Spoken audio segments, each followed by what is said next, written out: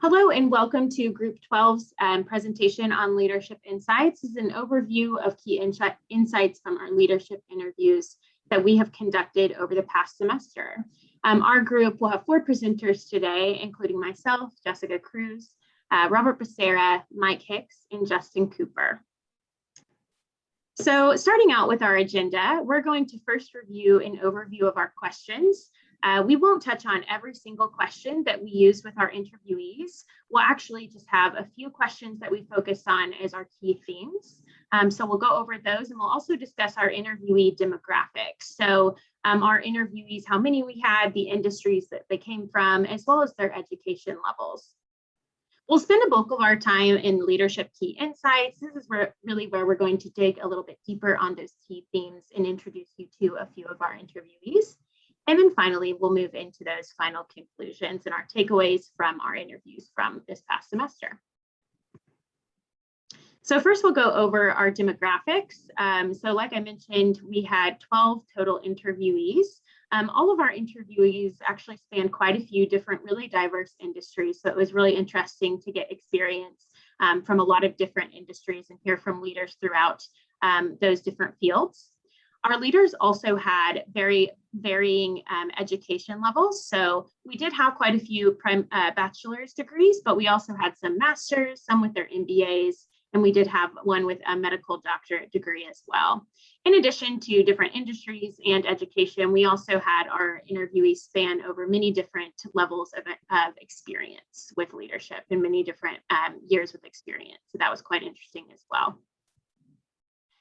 As far as an overview of our questions that we asked, again, we did ask 10 key questions, but when we looked over our questions, we really wanted to pull 3 key themes from those questions. And you're going to see here that we're going to structure our presentation based on these key 3 themes here.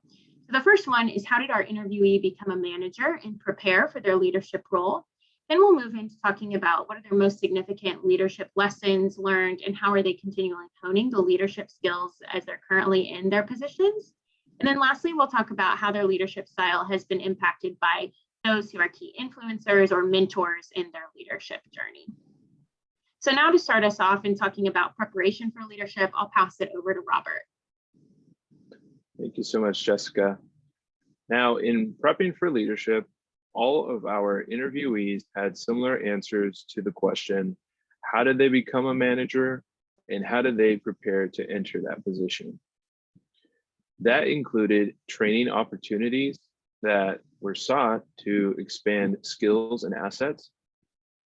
Education in a relevant degree field made our interviewees much more attractive for leadership positions. Volunteering for additional tasks and leadership roles, and stepping up when leadership was lacking. All of this led to trials by fire, or just genuinely showing initiative. Lastly, our interviewees used role models and mentors for examples of good leadership. Now, I would like to introduce my interviewee number 3, Mitchell Goldstein, MD. He is the editor-in-chief of nonprofit publication Neonatology Today, a medical journal specializing in neonatology and perinatology. And here is his response to the question of how did he prepare for a leadership position and what skills did he acquire for that? With respect to being an editor-in-chief, it's not only training in that particular area, that's specialty, so in this case, neonatology, but also training in certain editorial things that you have to do as an editor-in-chief. I was the editor-in-chief of my medical school newspaper, and for the past 30 years or so have been engaged in various peer review activities over the course of different other journals, so Journal of Perinatology, other journals in related fields.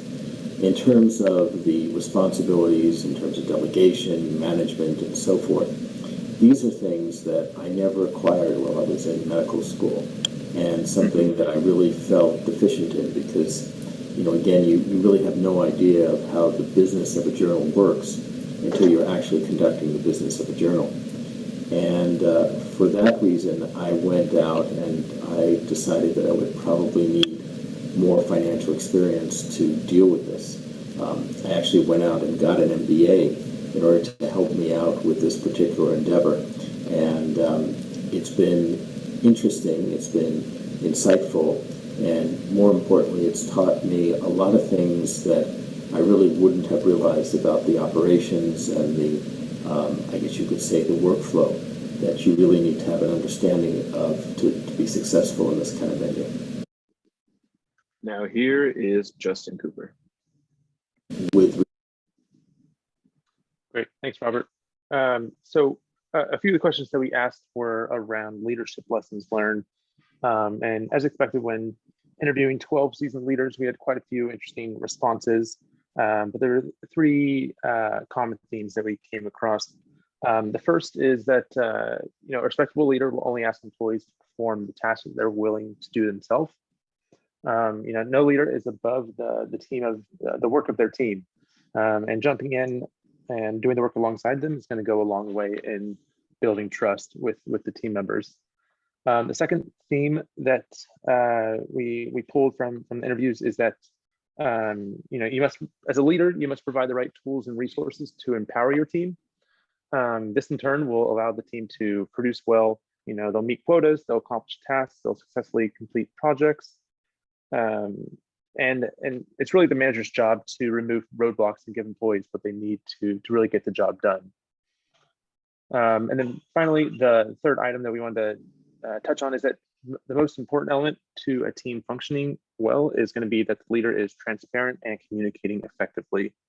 First and foremost, this is again going to build trust with the team, because when there's a lack of trust, the employees turn to working for self-interest rather than focusing on the team's needs and what the end goal is. And then moreover, that transparency is going to be needed even when there's difficult conversations to be had. Good leaders must practice having difficult conversations and must practice transparency, effective communication. Here's a clip from one of our interviewees, Corey, who talked a little bit more about that. The only way to get better at difficult conversations is to have them and to practice and to not and have some courage and not shy away from them. I don't know anybody that is naturally good at difficult conversations, just inherently. Difficult conversations can, done right, can really impact in a positive way a relationship or a team or an environment. And I'll turn it over to Mike now. All right, thank you, Justin. One overriding theme we found in our interviews was leadership support. We found that mentors, past leaders, and even team input has greatly affected the leaders we interviewed. Our interviewees said past mentors stepped up to show that they care about their team, placed them in position to succeed, remove barriers for easy wins. And also seeing past mentors specifically ask subordinates what inspires them leads to better performance and satisfaction. We also had our leaders, our interviewees, talk about team support, and they said a leader is nothing without the team. It's integral to have the right team in place to get the work done. And they really, the leadership's valued support through 360-degree feedback. We also heard from several of our interviewees that they learned what not to do from previous supervisors, that was the most important thing they heard learned from some of their supervisors was how they did not want to be.